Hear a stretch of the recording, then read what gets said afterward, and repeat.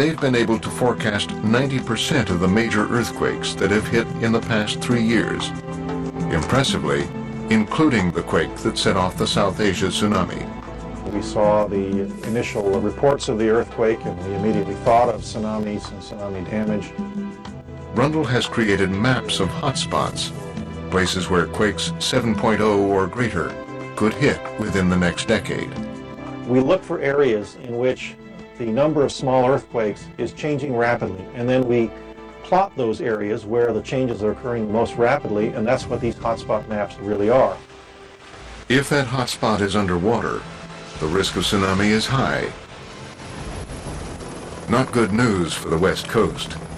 Number one hotspot on his list, California. 2044.97. But the physicists warn, earthquake and tsunami forecasting isn't precise.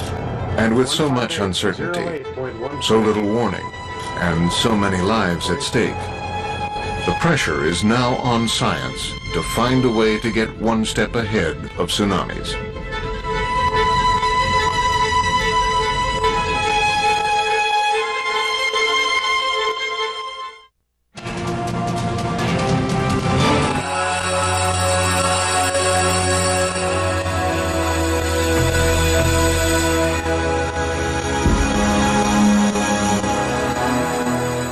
In the days that follow the tsunami, the images of suffering and loss from the devastated region haunt Charles McCreary and his colleagues. All of us here at the center have been watching really with horror at the pictures that have been showing up on the news, and the size of this catastrophe is really unprecedented. I can give you some more pictures. They had stretched their knowledge and resources to the limit, but they were always 2 steps behind the monster waves. If we had a system like the system already operating in the Pacific Basin, in the Indian Ocean Basin, but I think that many, many, many lives would have been saved. It wouldn't have been as bad as it was. The Pacific Warning System is the only one of its kind, a sophisticated mix of technology, communication, and response that's been in place for 46 years.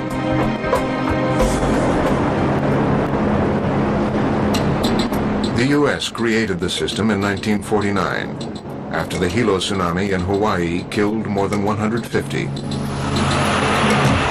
When a 1960 earthquake near Chile spawned an ocean-wide tsunami, the system went Pacific-wide. The countries around the Pacific said, you know, we can't let this happen, and so the U.S. offered our center as the operational center for the tsunami warning system in the Pacific. 26 countries around the Pacific Ocean participate, from Peru to Australia to Japan, a nation particularly vulnerable to tsunamis.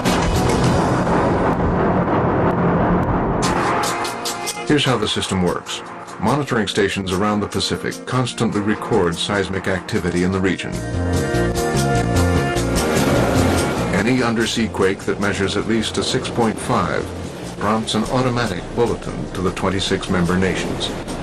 At higher magnitudes, a tsunami watch, or even a warning, goes out to countries possibly affected.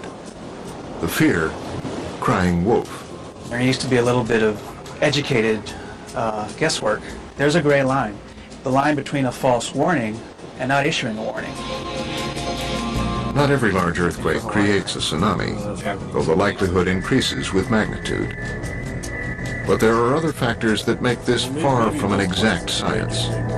You could have a very large earthquake, but if it's deep down inside the earth, there's no possibility of that earthquake causing a tsunami. The earthquake has to be shallow in the Earth's structure in order to be able to deform the seafloor and generate that tsunami. For coastal communities closest to the epicenter of an earthquake, the only real defense is an educated public. In Hawaii, warning sirens alert people of an impending tsunami. When a warning comes, people have to know what that is and what it means. It means they need to get inland, and they need to get inland quick.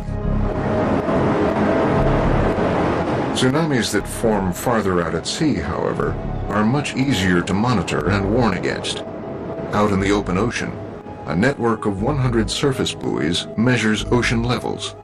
But in recent years, 6 new deep-sea sensors on the ocean's floor allow scientists to track tsunamis with far greater accuracy.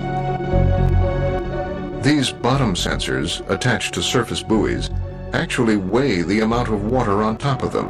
When a tsunami passes over them, these sensors can measure even a tiny change. They're essentially sending the signal to the buoy using sound waves, and then the buoy itself has a satellite transmitter on it. The Pacific warning system is far from perfect. It still takes hours to identify a tsunami, and many coastline communities are too remote to be warned quickly. Our warnings are very limited. We tell people that we expect a dangerous tsunami and we give them an arrival time, but that's it. But any warning is better than none at all.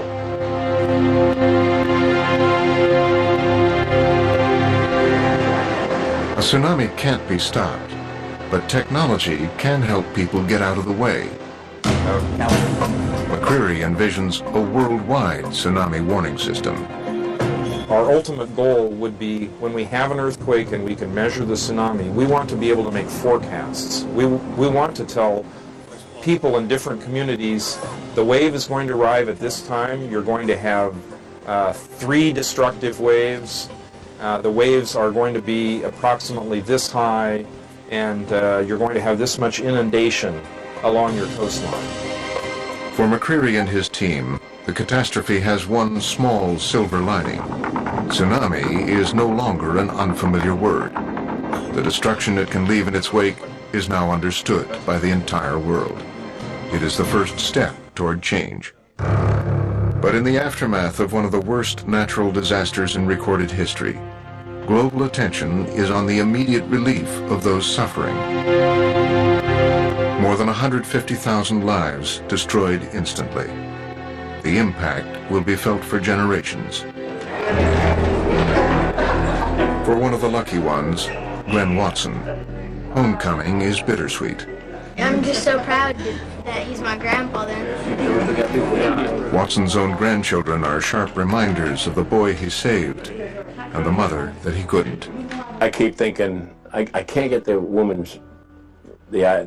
going by. I can't get her out of my mind because I felt so helpless I couldn't save her too.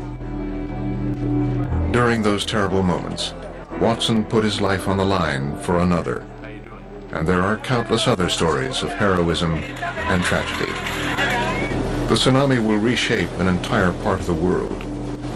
It is a loss so enormous, it defies comprehension. A force of nature testing human nature, and a chance for the world to rise to the challenge that awaits it.